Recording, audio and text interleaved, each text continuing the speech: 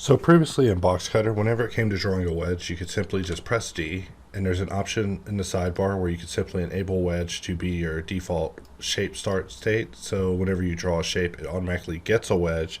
And then we added the ability for users to hold down Control in order to basically draw a perfect wedge. So in the event you're just trying to get a perfect, nice wedge that actually sharpens nicely, then just holding down Control in the middle of the extrusion of your wedge is the easiest way to get a perfect wedge. And this is kind of a play on the custom behavior we have of holding down Control in order to basically get the perfect extrusion. So if we hold down Control, we see that we're able to snap it to the perfect depth. However, now we actually have auto proportion with custom to the point that it actually just snaps to it by default, which just makes our lives a lot easier whenever it comes to custom.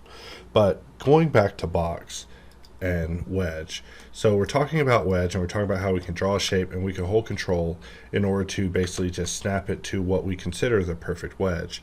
In fact, if you press W, you can toggle the wedge to be off and on. You can actually toggle the wedge between its alternative angle, but really this is the type of wedge that we're going for.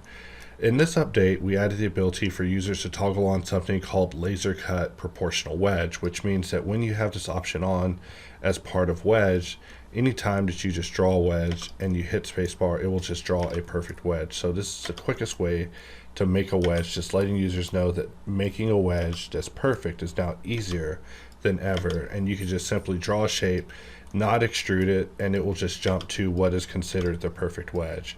And this is something that I personally wanted to be on by default. However, for its initial implementation, I felt that users probably should get acquainted with it and see what it offers them as far as their wedges go, because if you're adding wedges as much as I am, then you definitely realize that, maybe there's a better way than even pressing Control at all.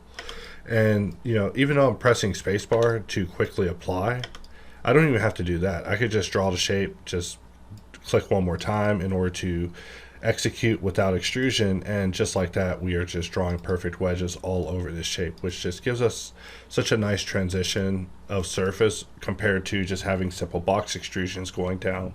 But just like that, you can now enable an option to get perfect wedges inside of Boxcutter on every draw, no matter what.